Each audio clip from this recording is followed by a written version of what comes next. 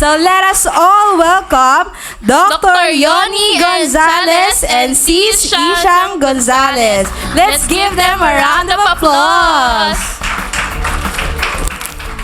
Ayun na, papakit na. I-rate nyo talaga. Ayun na, laan nyo.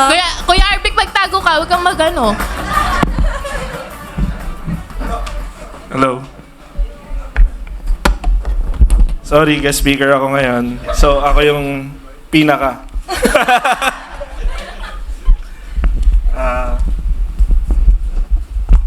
So, as we have been introduced, ako po si Yoni. Ano din ako, laking CCM din ako. Hindi nyo lang inabutan.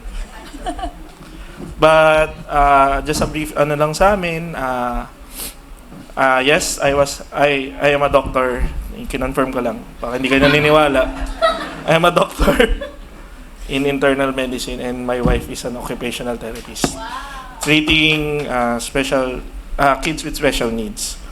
So, before with everything else, I hope and we pray na this is a testimony of how God worked in our marriage, in our relationship, and we pray na may matouch kayo and may mapulot kayong wisdom in it. So, let's start. Okay. So, ayan, again, I'm Yoni and I grew up in church. So, dito ako bata pa lang, sa ibang building pa. And I was raised up here with our youth pastor noon, si Pastor Henry, pero hindi niya rin kilala.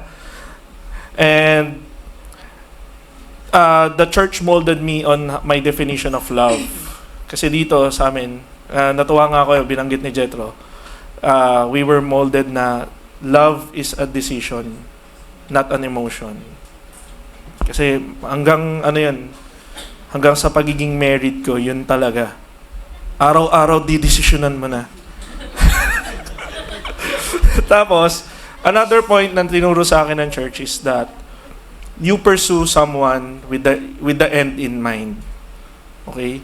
When you pursue someone, hindi pwedeng pinursue mo siya, niligawan mo siya dahil maganda lang siya, mabait siya. Dapat, when you pursue someone, you think about marriage. Ay, eto, papakasalan ko to. Hindi pwede yung putyo-putyo lang na emotions lang. So, that was my upbringing and Ishang will tell her, parang salit-salit lang kami yung magiging format namin. Okay? Hello. Ayun, in contrary naman to Yoni's side, ako naman, lumaki ako sa broken family. Growing up, papa's girl ako, but kahit papa's girl ako, nakita ko, na-witness ko in my very own eyes about physical abuse, may mga lumilipad na plato, may nagsisigawan, may verbal abuse. So, kung yun yung context niya or yung definition niya of love, sobrang magkaiba sa akin. So, hanggang sa naging college ako, doon ko na-encounter si God. As in, personal encounter with God. Sabi lang nung friend ko, uy, tara, church tayo. Tapos ang natatandaan ko, the moment I went in, as in, naghanap agad ako ng pogi. As in, pogi agad. Tapos sabi ko, bakit lahat ng tao nakapikit yung mata? Wala pa ako doon. So in short, ako, as babae, naghahanap ako ng attention, affirmation. So, mali yung meaning ko nung love na yun. Pero, thank God, doon ko na-encounter si God. Kasi, growing up, nandiyan naman yung papa ko beside us. Pero, not physically present. Always out of the house. Uwi ng bahay, galit, ganon. Nung college na, nag-decide na yung mom ko, tsaka yung ate ko na stop na talaga. Kasi nga, nasasaktan na talaga si mama. So, nung na-encounter ko si God, doon ko na-realize na even wala akong biological dad with me, wala akong biological father beside me, I can have my Heavenly Father. So, doon na-renew yung identity ko na I am loved, I am valuable, I will not seek for love from other people. Kasi yung unconditional love ni Lord would be sufficient na for my life. So, that was our background. No, how did our relationship start? So, sa mga hindi nakakalam at hindi nakaten ng wedding namin, 3 years ko niligawan si Ishang. 3 years nung college days namin. Why? Because, again, turo nga sa church natin, itong church na to, was that you honor your season. Sa mga nag-aaral pa, ang season nyo ngayon ay mag-aral. 'Di ba? Ang season nyo ngayon ay hindi manligaw, mag-boyfriend. Focus lang kayo sa goal. Focus sa goal. Na mag-aral, makagraduate. Yun na yung season nyo ngayon. So, that was how we started. Nililigawan ko siya, pero ayaw niya rin ako sagutin. Kasi pareho kami ng thinking nun. Pareho kami na na-coincide yung mindset namin nun. Na sasagutin mo ko pagka-graduate na. 'Di ba? So, that was the right season na inano namin, pinursue namin yung relationship. Yes, pumupunta ako sa school niya. Pupunta ako sa, hinahatid ko siya, sinusundo ko siya. Pero alam namin na hindi kami pwedeng mag-date ng yung mga ganong bagay kasi it's not the right time. Okay? Tsaka nung time na yon, sinabihan kasi ako nun ni mama na huwag ka muna mag-boyfriend. Ganyan. Sabi niya, pag nag-boyfriend ka, ito yung mangyayari sa'yo, ito yung consequences mo, hindi ka makakapagtapos ng pag-aaral. And baka, naalala ko, sinabihan niya ako na baka maging broken family ka din. So, meron na akong fear na na-instill na, sige, i-honor ko si mama. And sasabihin ko na magiging kami lang after college. So, yan, after 3 years, niligawan ko siya. Nung graduate kami, sa bus niya ako sinagot nung hinahatid ko siya. Promise, sa bus niya, di ba? Oo. Sa bus, galing kaming SM North. Surprise! Tapos, papunta kaming Shaw Boulevard. Sabi niya sa akin, may sasabihin ako sa'yo. Sabi ko, ano yun? Pwede na maging tayo. Graduate na kasi siya nun. Pareho na kaming graduate nun. So, that's how our relationship started. Siyempre, eto na, ang juicy part. During the Exciting part. relationship, during the relationship, we started okay, happy kami, no? Kasi 3 years ko nga siya niligawan, tapos ngayon na kami na, after college, syempre may work na kami, nakakapag-date na kami ng sarili namin. Syempre may pera ka na, 'di ba? May time ka na, hawak mo na 'yung oras mo. That was the season to date, 'di ba? However, nagka-problems na siya nung nag-medicine na ako. Kasi all this time, na magkasama kami, kaya ko siyang sunduin anytime, pwede ka niya ako tawagan. And during my medical studies, kailangan ko na mag-internship. So during the internship, nagte-24-hour duty ako. Minsan uuwi ako, tutulog na lang, di ko na siya matetext, di niya na ako matatawagan. So that was a rough patch in our relationship.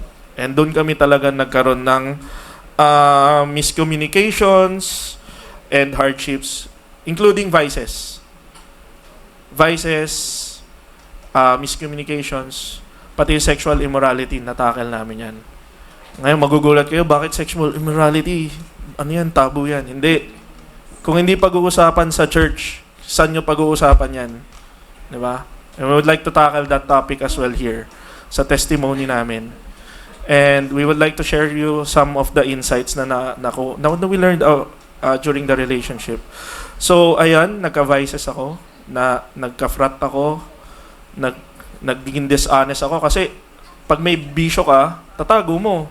Naamoy ko na eh. Nagyoyosi ako, naninigarilyo. Hindi ko tinatago to ngayon. I'm telling you everything. Hindi ako perfect. Pero, nag-frat ako eh. So, nagbisyo ako, nag-alcohol ako. Siyempre, anong sasabihin ko sa kanya? Magsisinungaling ako. Magkakaduktong yan. So, yun, may miscommunication, may distrust, tapos, it all went down kasi hindi rin kami nakakapag-usap yan. Hindi alam ng mga magulang ko to ngayon lang.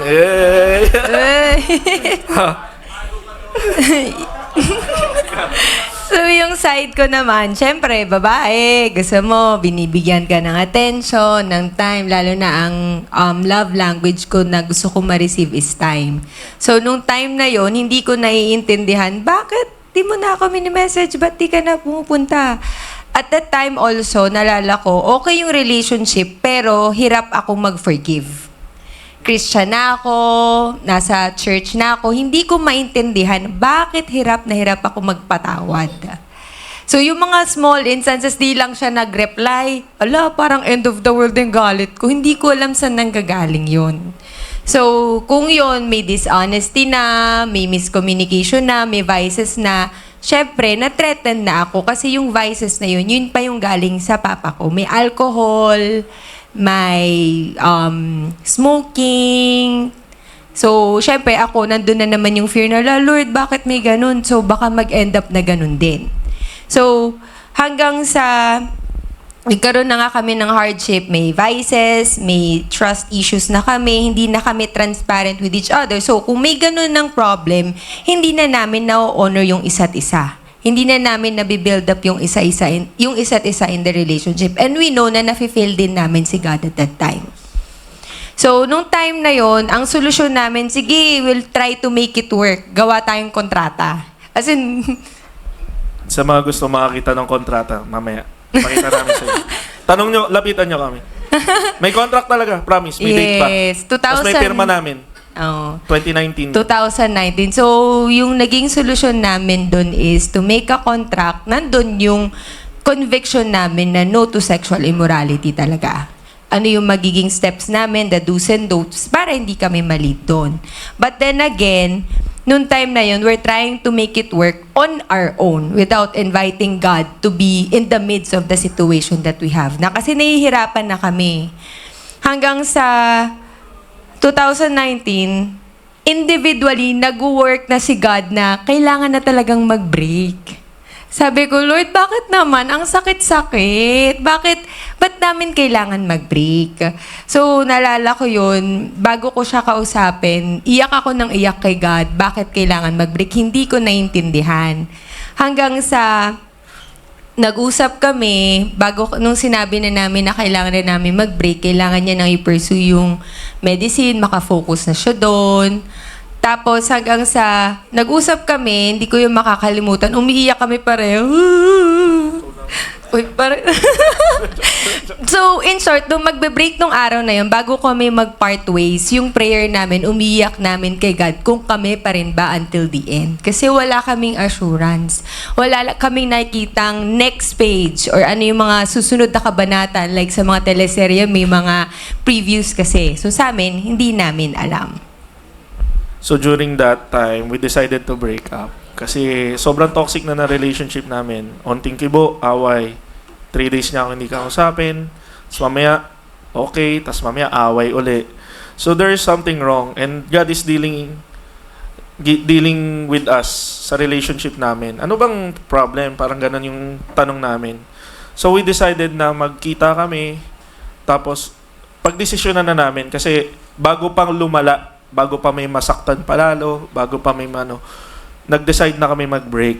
Pero ito yung isang i-consider din namin. Actually, nung pinag-uusapan namin to during their talk, nung nag-break kami, bago kami maghiwalay, umiiyak kami, nagdadasal kami both, na pinagpe-pray namin yung bawat isa, kung ano nga ba yung pagdadaanan namin, kung magiging kami pa rin after.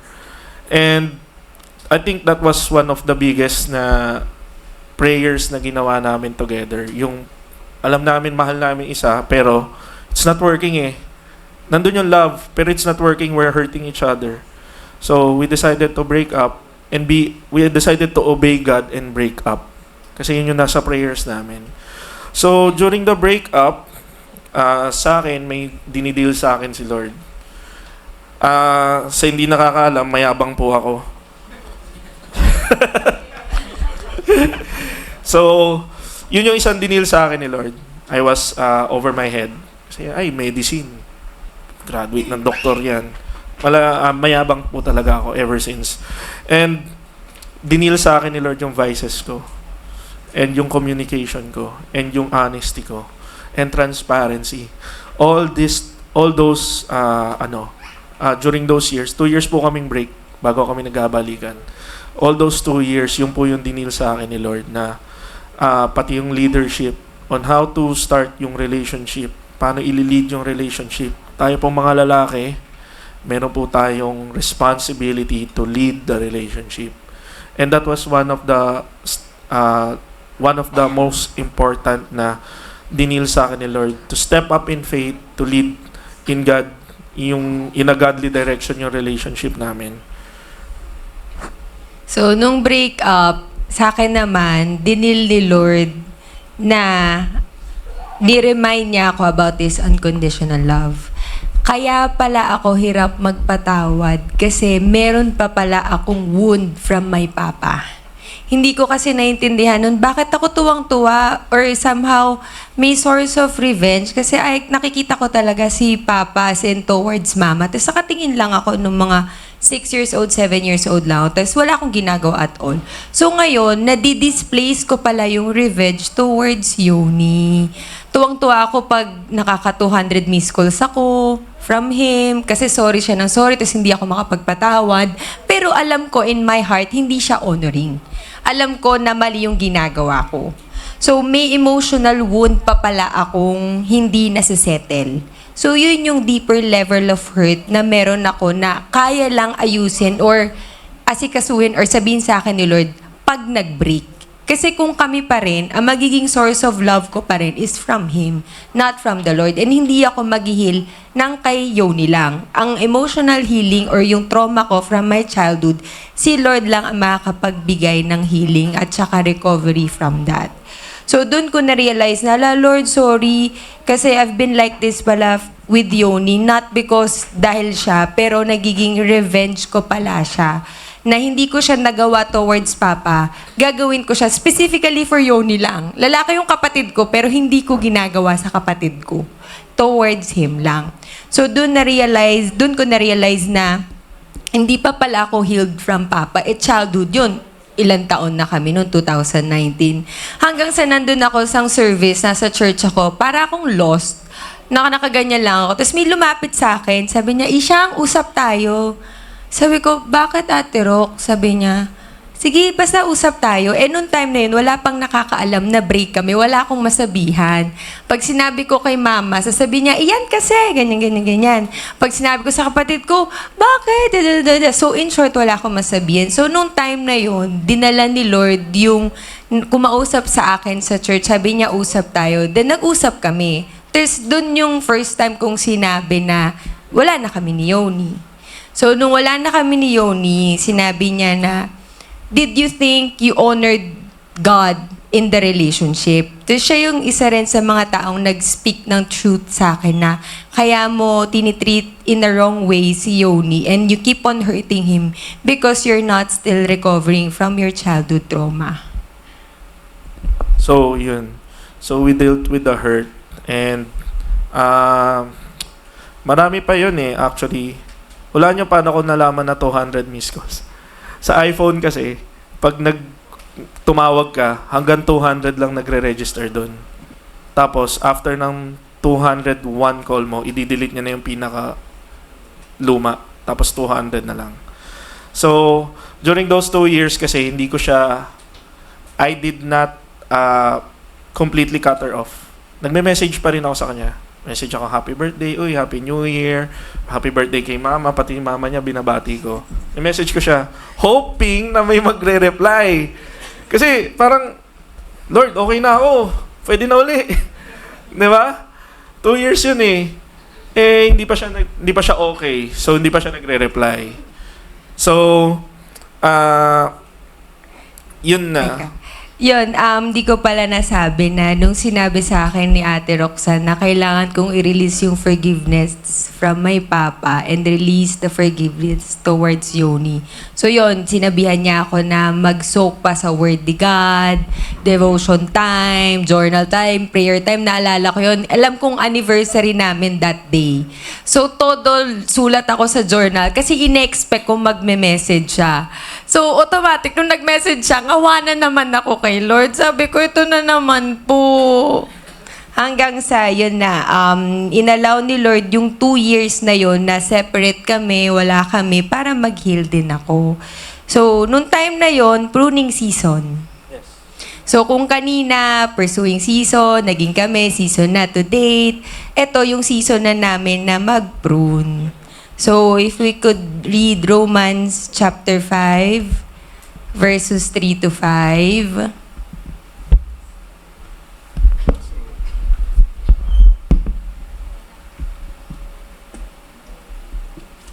Romans 5. Also, not only that, but we rejoice in our suffering, knowing that suffering produces endurance, and endurance produces character, and character produces hope, and hope does not put us to shame, because God's love has been poured into our hearts through the Holy Spirit who has been given to us. So, if we could go back to the message earlier, kailangan namin pagdaanan yung pruning season na yon para ma-work on individually and grow individually then with the Lord. Yun, we are precious even when we are broken because that's the time God led us back to His loving arms to receive the unconditional love again despite the hurt. Niredeem din niya yung identity namin individually. Siya, son ni God, ako, daughter ni God. And I think inallowed din talaga ni Lord to happen to build the character in us. Because after 2 years of breakup, sabi ko nun, Lord, bakit ganun? Okay na ako sa lahat ng tao. Okay na ako kay Papa. Nag-uusap na kami ni Papa. Nagde-date na kami ni Papa. Pero bakit siya lang yung galit na galit ako? Tapos, sabi nun, yon during my devotion time, release the forgiveness kay Yoni. So, nung time na yon, in-unblock ko siya. And sakto, yung pag-unblock na yon, nag-message siya. Yes. Totoo to. Hindi to pelikula. Hindi siya pelikula. So, the time na I message her, sakto kaka-unblock lang niya. Ang laking tuwa ako nung nag-reply siya. Kung alam niyo lang, kulang na lang tumalon ako. Pero that was, syempre, 2 years nagme-message ako, nagmi-miss call ako, pero wala talaga. And apparently, habang naka-block ako, nare-receive pa rin niya yung message ko. Weirdly enough. Pero nababasa niya pa rin. So, nababasa niya pag bumabati ako. Pero at that time, nag-usap kami, nagme-message na kami. Pero siya, nonchalant lang. Guarded pa. Oh, kasi Eventually. gusto ko nun i-unblock. Tapos casually message lang, as in release forgiveness. Walang any intention sa magkabalikan. As in pure intentions na we'll be friends, I forgive you because God told me to forgive you. So, that was the intention. Pero I asked her na could we meet again? Magkita lang kami. To talk things over. Kung ano nga ba talagang natutunan namin within the 2 years na we've been apart. So, ayun, nung nagsabi siya nakipag-meet, nag-ask siya ng second chance. Nung time na yon, nung nag-ask siya ng second chance, iyak talaga ako sa harap niya kasi yung dinidil sa akin ni Lord is my heart to forgive from the past. Yung mga naging mistakes namin from before. Ang difference lang, nung 2013 na nagaling kami, ako, yung definition ko nung love nun is hindi pa purely from the Lord. But this time around, noong 2019 na nag-ask siya ng second chance, sinabi ko kay Lord, ayoko na ng same mistakes. Ayoko nang masaktan. And yun nga, this time, noong 2019, we invited God to really be the center. Magkaiba kasi yung God is the center, pero ito talaga, we really intentionally ask God to work in behalf of us. Sabi ko, sige, second chance. Tingnan mo sasabihin sa'yo ni Lord. Tingnan mo yan yung sasabihin sa akin ni Lord. Tapos nung time na, umuwi kami hanggang individual lives. Ako sa work, siya sa hospital. Tapos naalala ko na nagbubulakan pa ako noon. Nagbubulakan. Nasa bus na naman. Bus na naman ako papuntang Bulacan. Tapos nagbabasa ako ng Bible ko. Tapos hanggang sa nabasa ko na yun sa Colossians, iyak talaga ako. Tapos apparently, siya pala, before kami magkita noon, nabasa din niya pala yung verses na yun. So yan na lang natin, flash lang natin yung Colossians 3. Kuya. Colossians 3, chapter 12 to 17. Yan yung marriage verse namin. Yan yung relationship verse namin. So, I would like to read in ESV to. Put on then, as God's chosen ones, holy and beloved, compassionate hearts, kindness, humility, meekness, and patience, bearing with one another, and if one has a complaint against another, forgiving each other. As the Lord has forgiven you, you also must forgive. And above all these things, these put on love, which binds everything together in perfect harmony. Hanggang 17 yan. And let the peace of Christ rule in your hearts, to which indeed you were called in one body, and be thankful. Let the word of Christ dwell in you richly, teaching and admonishing one another in all wisdom, singing psalms and hymns and spiritual songs with thankfulness in your hearts to God. And whatever you do in word or deed, do everything in the name of the Lord Jesus, giving thanks to God the Father through Him. So that was our verse. Ako, nabasa ko to 2 days before kami magkita. Siya sa bus. Tapos nung nagkita kami, ano sabi sa'yo ni Lord? Di ba yun yung usapan namin, di ba? Mag-usap kami, i-dwell namin sa Word, tapos magkita kami uli, ano sabi sa'yo ni Lord? So at that time, nagulat kami, na yun talaga. Actually, akin nga, parang 12 to 13 hanggang 14 lang. Sa kanya hanggang 17. So, syempre, siya masusunod. De, joke lang. So, this time, iba na yung nangyari. The last contract that we made was nung pa-break up na kami. 'Di ba? Kung naalala nyo, 2013, magbe-break up kami. We tried to patch, 2019, we tried to patch it up to make a contract. Ngayon, ang difference, we started, before we started the relationship, in-honor namin si God and we started a contract with one another. Before the relationship, si God muna inuna namin. And we would like to give examples lang dun sa contract namin. Number 1 doon talaga, no kissing. Hanggat hindi married, bawal maghalikan. No kissing because no kissing kasi kissing will lead to other things. Yan yung gateway nun. Pag naghalikan kayo, iba na mararamdaman nyo. One thing will lead to another. Mamaya nagkakasala na kayo. So, the contract we started, no kissing. Another example, bawal magsine. Madilim yung sine, hindi mo alam mangyayari. Promise! Akala namin manonood lang kami ng sine, pero hindi. The enemy works in kakaibang ways. Okay? Kahit na nakakatawa yung pinapanood mo, kahit na action movie yan, hindi nyo na napapanood. Ganun yun. So, that was all our sins before. And sabi namin, bago tayo mag-start, i-cut off na natin to. Mag-contract tayo ng mga pitfalls natin, yung mga enemy strongholds na pinanghawakan sa atin. And we started our relationship with the contract in mind na ito gagawin ko. Last pa na example namin is pag nag-away, bawal matulog ng nag-aaway.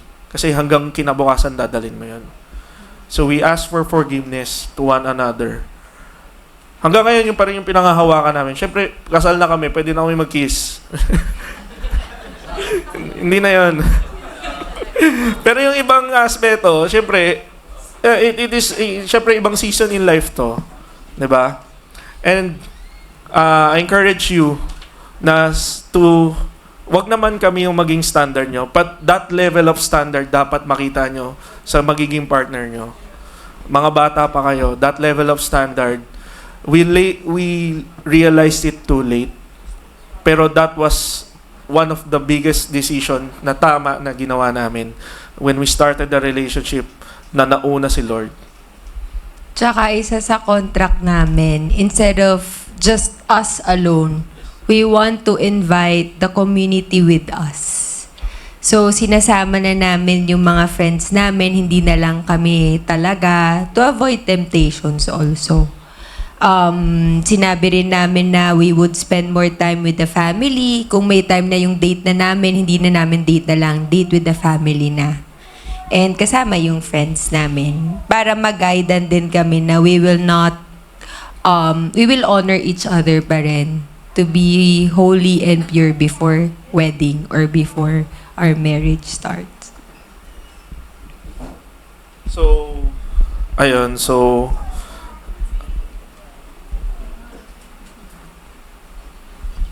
nung nagkabalikan na kami, yun nga, aside from inviting God, we also ask God to be the source of the unconditional love towards each other. And sa akin, most especially yung forgiveness. So, that was how God, sabi diba, God's sacrificial love restored, redeemed us. So, from our pains, nung 2 years kaming break, painful yun. Don't get me wrong. Mahal namin isa't isa, but we had to break it up. Painful yun, and the way God redeemed us individually during that time was beyond our words, beyond our ways. And hindi rin namin alam na idinideal sa amin yun. And I think we needed those 2 years to realize the hurt that we have is yun yung gagamitin ni Lord to show us His love. Especially kay Shang, yung fatherly love, God's love. No? And so, kung babalik din tayo sa message earlier, remember that God's love is stronger than our pains. yes. So, despite our failure kay God, yung hurt natin toward kay God, yun, hinayaan niyang mamatay si Jesus Christ on the cross to redeem us individually. He stayed present also in our pain during the breakup and even restored us because we're both broken nung nag-break kami sa relationship. And that's a perfect example of God's sacrificial love in our lives. It's beyond us anymore. It's not us in the limelight being the example, but it's really the love of God Yes. for us. So ngayon, we are happily married 2 years. Sa hindi nakakaalam, si Ishang lang po yung naging girlfriend ko. That's the standard that you should set for yourselves. No? Siya lang naging girlfriend ko, hiwalay kami, nagkabalikan, pero siya lang din. So, again, we wanted to share to you how the sacrificial love of God has worked in our lives, how He redeemed us, how the hurt turned to love, and everything that followed when we set our sights to the Lord. Unahin niyo si Lord. Diba? And everything shall follow. So, before we are now, God is our center of our marriage. As any relationship, dapat God is our center. And we hold on to His word kasi si God yung word, and now we are walking in His ways. So meron din kami small group ngayon ng married. We are actually coincidental, hindi naman coincidental, it is the product of our marriage. Yung umattend sa marriage namin, they became curious to the Lord and asked us, ano bang meron dyan? And now they're attending church with us. So, this is an example ng how the Lord works, na sharing our love story lang. And I hope na and pray na the Lord has touched our lives in the wisdom He has given us through the Holy Spirit and God's Word. So before that, I would like to pray for each and every one of you. Okay lang ba? MC? Okay lang ba?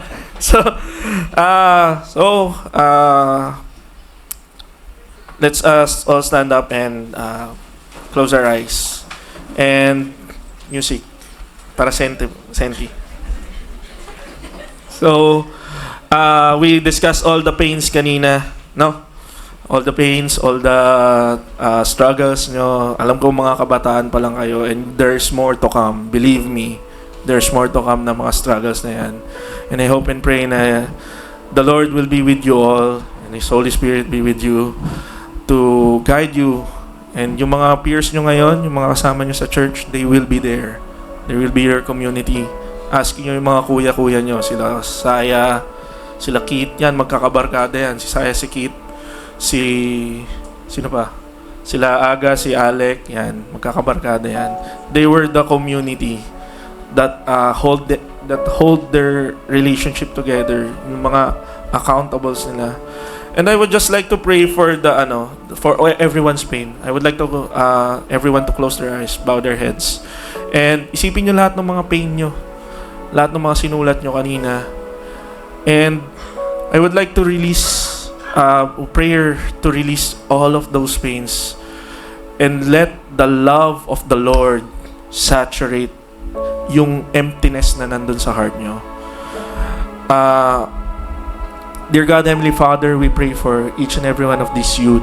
They're experiencing pain, Lord. They know, you know their pains, Lord. Hindi man nila isulat, hindi man lang nila sabihin. Nahihiya man sila, or baka sabihin nila masyadong minor. But we believe, Lord, you are working in their lives. Your Holy Spirit is working in them, Lord. And we pray yung love mo, Lord, ang pumuna sa mga emptiness na to. Lord, yung mga deep pains, yung pagkukulang ng ama sa mga broken family dito, we pray that you may find the love, their fatherly love from God. He is our Father in heaven. And we pray na yung mga brokenness ng family na to ay mamemend.